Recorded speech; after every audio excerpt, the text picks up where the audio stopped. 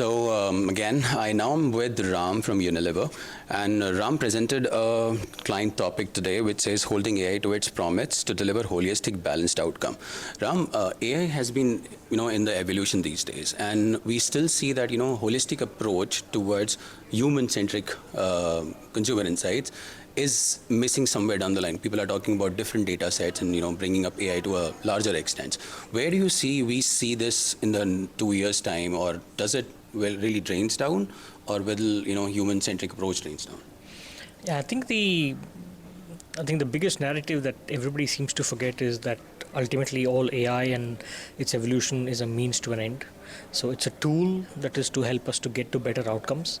And even my talk today was mainly saying that despite companies investing a lot in AI tools and AI also evolving over leaps and bounds, the net outcomes that we're seeing are not necessarily positive in market. So the innovations are not necessarily succeeding.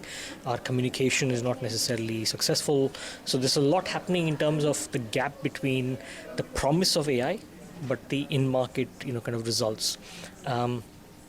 I really think AI is here to stay, at least for the next decade.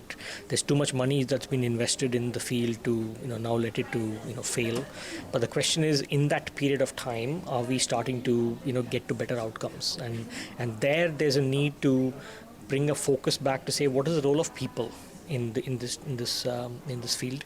Now, I am not a data scientist. I'm not an AI expert. I don't do coding. So I am a user.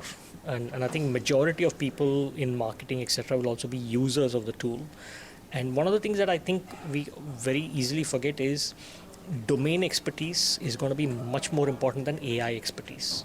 So if you're a marketer, getting to be an expert in marketing is the first goal. And AI, then you're able to look at AI differently and say, okay, now how do I apply AI to help me do what I want to do?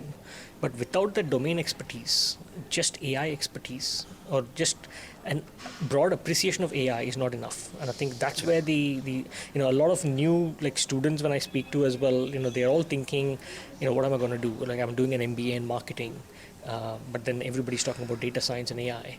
And I'm like, that's the reality, but then what your job is to become the best marketer possible. Yeah. Therefore, you are able to use the right AI tools to then deliver business outcomes. I mean, if everybody becomes a data scientist, I mean, who's doing marketing?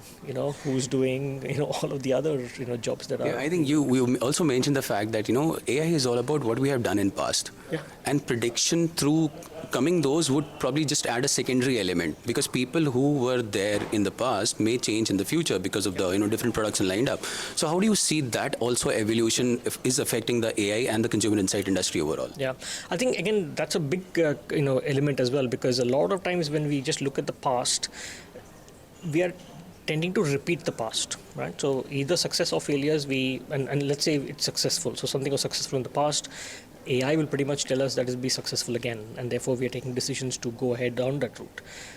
Truly disruptive new ideas, can't come from looking at the past. We need to learn from the past, but then we still need to be able to open to new ideas. And that's where I think, again, from a human element, the angle of saying, what will make a difference now?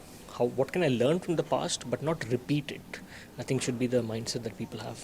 Thank you so much, Ram. And again, with the AI thing, there's a lot of human approach. I mean, even in the last conversation, we talked about that AI will be there, and Ram just confirmed that, for next decades, we're not losing it out. But human-centric approach is definitely needed. Thank you again, Ram. Thank you.